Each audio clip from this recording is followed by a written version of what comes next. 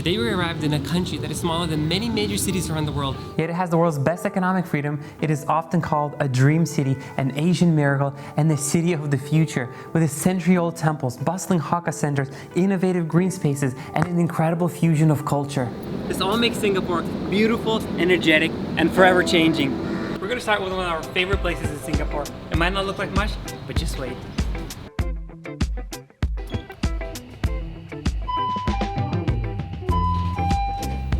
This is it, a 50-story Skybridge with perhaps one of the best views in Singapore. So why do we love this place besides the view? There are no tourists here, and we have no idea why, but nobody mentions it. Nobody talks about this place, but it's so incredible, and it's just $5, which is pretty good deal for Singapore, to be honest. And here you understand that nothing is impossible. This country moved from the third world to the first world status, from a tiny fishing village to having one of the best GDP in the world. And there is no corruption here. It's one of the safest and cleanest countries in the world. And I feel like these 36 hours will be full of surprises. So let's go down and check. For any of you that think that eating at one of the most expensive countries in the world means you're going to spend a fortune on food, we have good news for you. Here in Singapore, you can eat at Michelin star restaurants just for $2. Yes, Michelin star restaurant, $2. In 2016, two Singapore food stalls, both located in Hakka centers, became the first ever street food vendors in the world to be awarded a Michelin star for excellence in eating. While over time, one of them has lost the title, they still offer their Michelin star menu for just $2. Okay, the first Michelin star meal in my life. As you can see, it's not about presentation. It's purely rated on taste of the meal. I need to take a few lessons before coming to Asia. Look at it. Oh my goodness. Oh. I believe in you. What a humans. They're all eating with forks. I'm the only one here. They're looking at tourists. Oh, wait. Record. I can. It reminds me, my cooking skill levels at university. When you choose something cheap, that's the cheapest what possible. You can find noodles and put a bunch of sauce to give some taste at least to. Exactly the same. Just nobody gave me Michelin star at university. Nobody tried your food. Yeah. I think there's a lot of flavor. I'm not sure if it's the best meal I've had in my life, but for $2, not bad. By the way, if you've never heard of a Hakka Center, it is pretty much an open-air complex commonly found in Hong Kong, Malaysia, and here in Singapore. They were built to prevent a more sanitary alternative to street food carts. So if you're nervous about eating street food but you still want to get that authentic taste, then head to one of 100 Hakka centers here in Singapore. So the good thing about Hakka centers is if you don't like one thing, just walk out straight, you'll find another 100 to choose from. This is, I have no idea what it is. It's sesame seed in almond milk, but we'll try it. Another $2. Woo! It's so flavorful. I thought it would be like nothing. Look how beautiful. With sesame seeds inside. Very delicious. I give this old lady 2 Michelin stars. And if you have a limited time in Singapore, we highly recommend to come to Marina Bay Promenade because all the main attractions are here in one spot, and we'll quickly show you them.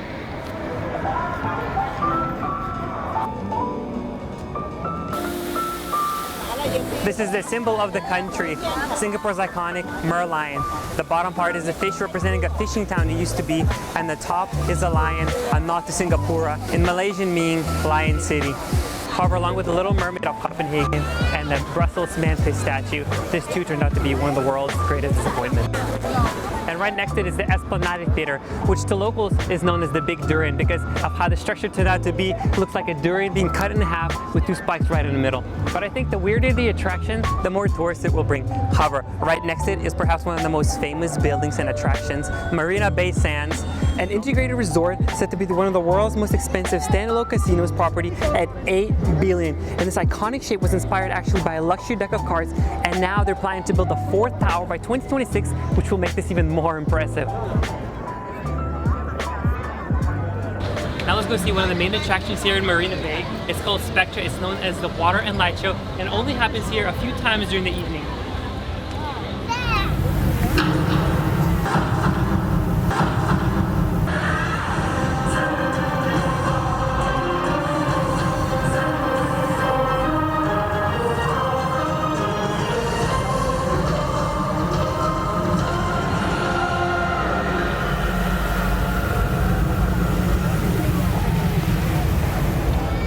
kidding. The main light show is happening here, next to the avatar trees.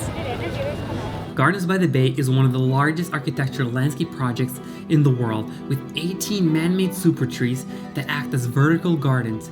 And every single evening they have a light and sound show, making this the best place to visit in the evening. And Singapore in general is so magical for us because our first date was here 3.5 years ago. It was really magical. We spent the entire night here under the trees. We didn't have any hotel because we didn't have so much money. We dreamed about traveling the world, making the videos, and now we're here in Singapore and recording it. It's so fantastic, honestly. So this time we did rent a hotel, so we're gonna go and explore the city. Because there is still much to... Yeah, there's a lot to see still. Yeah. Duduk. Duduk. Well, during the day, Singapore is quiet and peaceful. At night, it completely changes. We're in Clark Quay, and this district used to be known for main hub for trade, and now it transforms into one of the craziest nightlives of Singapore.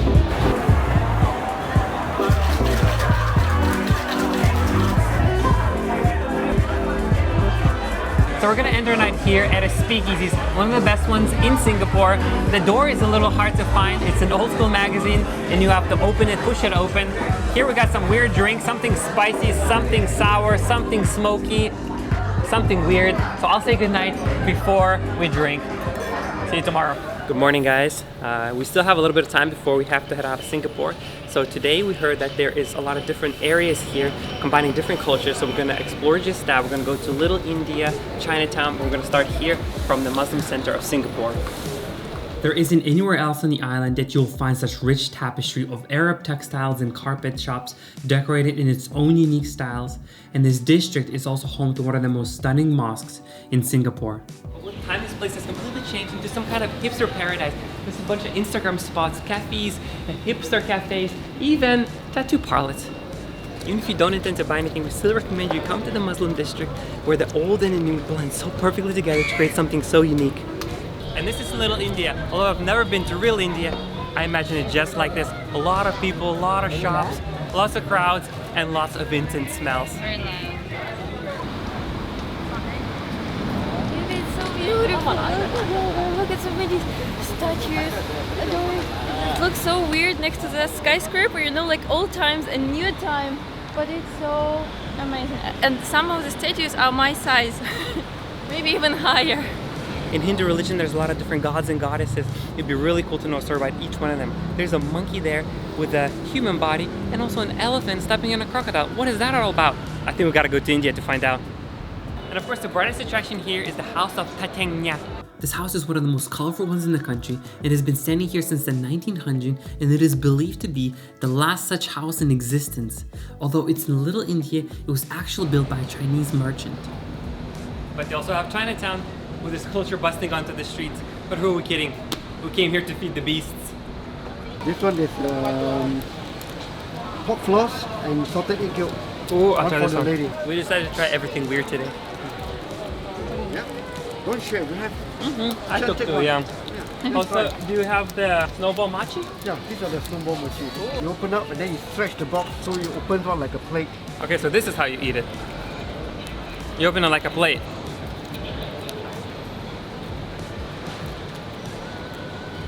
It's delicious. It's good. It's really good. And it's refreshing. You're good. I can talk more. I want some too, you know. Everywhere. No, still perfect. Yeah, I can do more again. No, my turn. And now it's time for a classical dessert of Singapore. Ice kacang, literally translating to bean ice. It was originally made with only shaved ice and red beans. Now there's so many different flavors, so what better one to try than durian? I can't even smell it, it's so bad.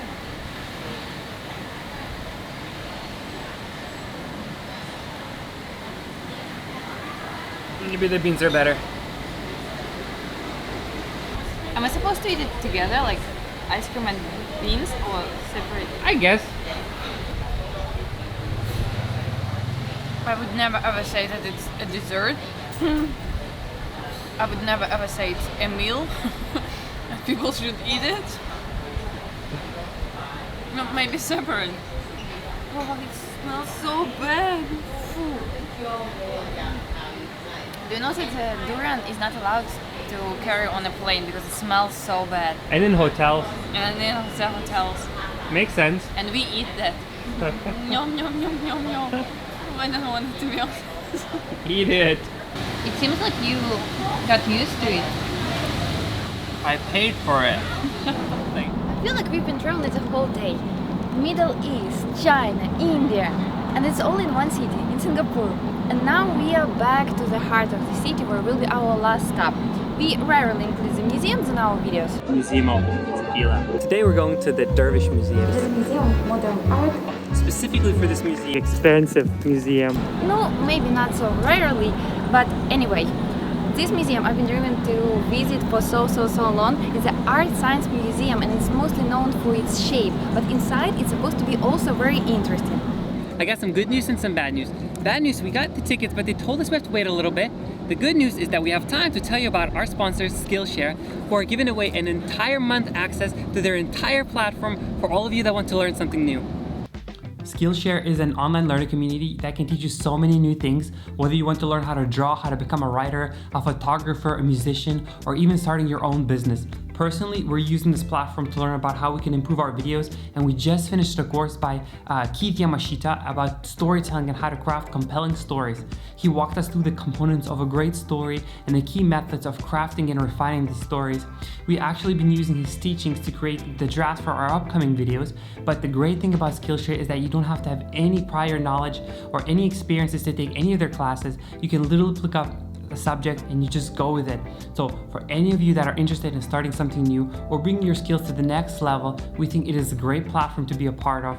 So the first 1,000 people that click the link in our description get an entire month for free, and we really hope that those of you who are either learning something new or just trying to improve your skills will find it as useful as we have.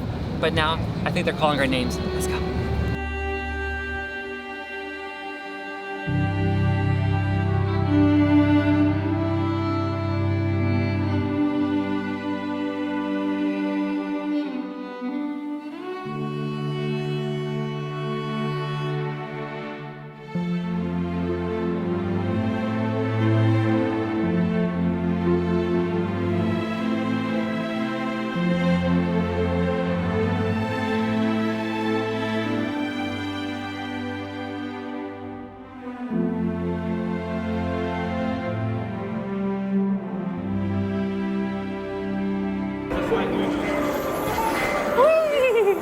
That's for kids, baby. No, so I can go. The museum was magical, but unfortunately the magic sometimes has to come to an end. We are at the airport already. Oh, and by the way, the airport is an attraction in of itself. Singapore was an incredible first stop of our Asian itinerary. We really hope you enjoyed this video and you will subscribe to our channel, and we will see you on our next adventure.